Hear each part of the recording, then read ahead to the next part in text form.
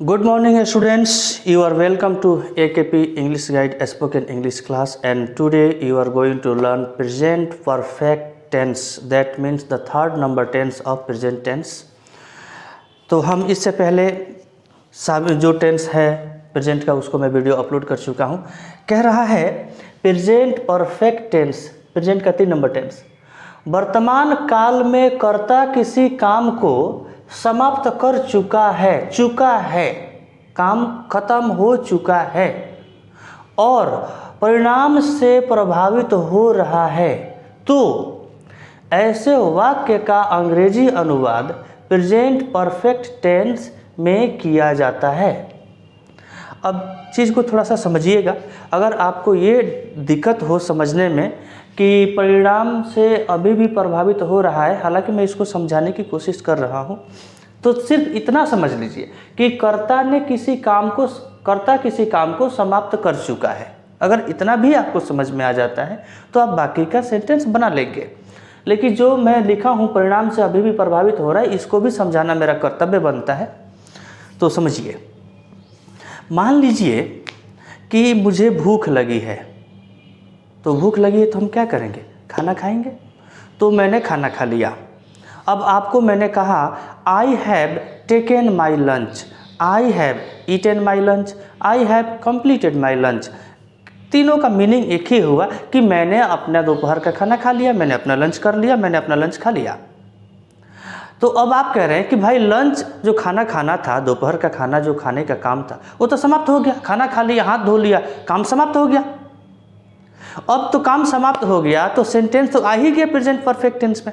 अब आप पूछेंगे कि सर इसका जो आपने लिखा है कि परिणाम से, परिणाम का मतलब रिजल्ट से कर्ता अभी भी प्रभावित हो रहा है, तो कर्ता कौन? खाना खाने का काम किसने किया? मैंने किया। तो इस वाक्य में कर्ता कौन? मैं रहा। तो अब परिणाम से प्रभावित कैसे हो रहा हूँ? काम खत्म, तो परिणाम से प्रभावित कैसे हो रहा हूँ, ये बहुत बड़ी प्रश्न है।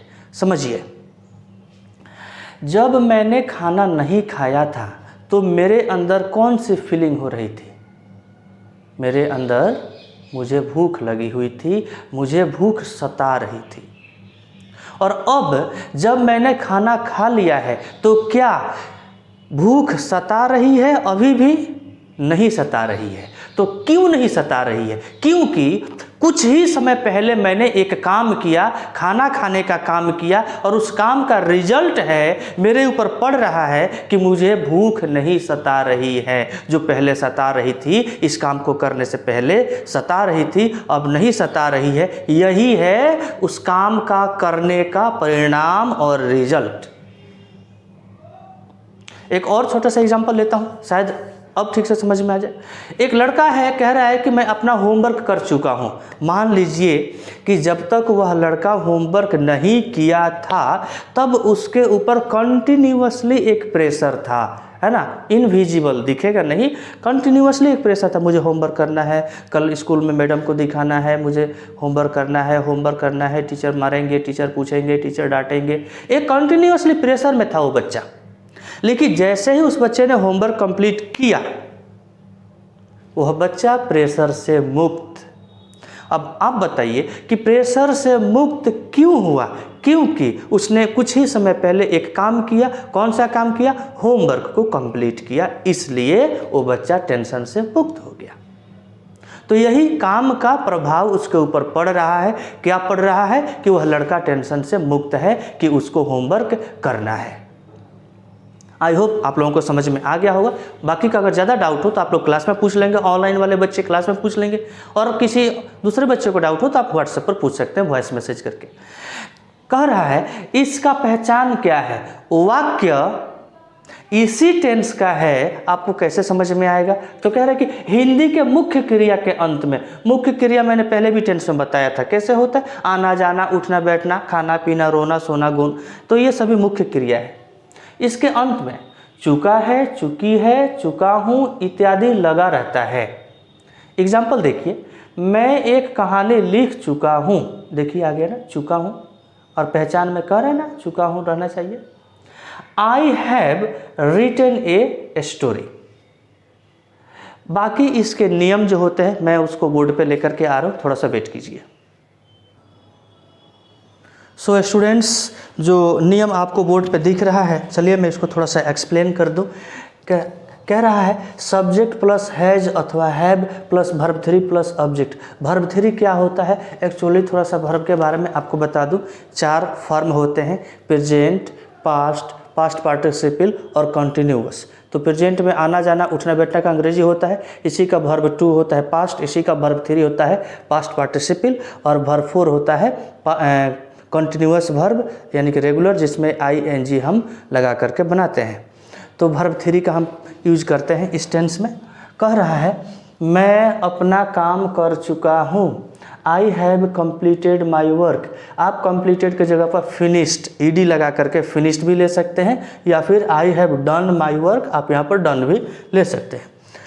रूल नंबर 2 में, इसको नेगेटिव सेंटेंस कहते हैं, कुछ बहुत बड़ी बात नहीं है। रूल नंबर 1 में नॉट लगा दीजिए, रूल नंबर 2 बन जाता है हम लोग आपका काम नहीं कर चुके हैं।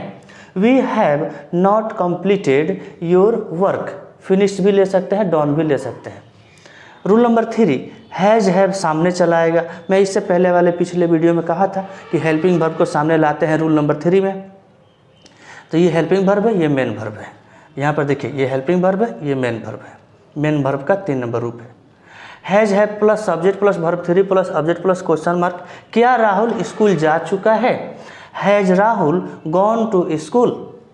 अब आता है रूल नंबर 4 में। रूल नंबर 4 और 3 कोई विशेष बात नहीं, रूल नंबर 3 में नॉट लगा दीजिए, रूल नंबर 4 बन जाता है क्या मोहन नहीं आ चुका है? Has Mohan not come. अब आप बोलेंगे सर कम तो वर्ब 1 होता है, तो कुछ कम का बनावट कुछ इस तरह से होता है कि कम वर्ब 1, केम वर्ब 2, फिर से कम वर्ब 3 होता है। इसका वर्ब 4 में ING लगाएंगे। बाकी का 2 नियम जो है सो मैं अभी आपको बता रहा हूँ।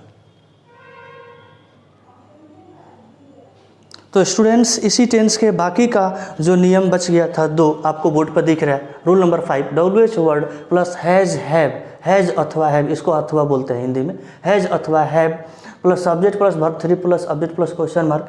कब वह दिल्ली जा चुका है? When has he gone to Delhi. Rule number 6 कुछ नहीं, बस इसमें नॉट लगा दीजिए, रूल नंबर 5 पे नॉट लगा दीजिए, रूल नंबर 6 बन जाएगा, सब्जेक्ट के बाद लगा देना है। रवि क्यों नहीं सो चुका है?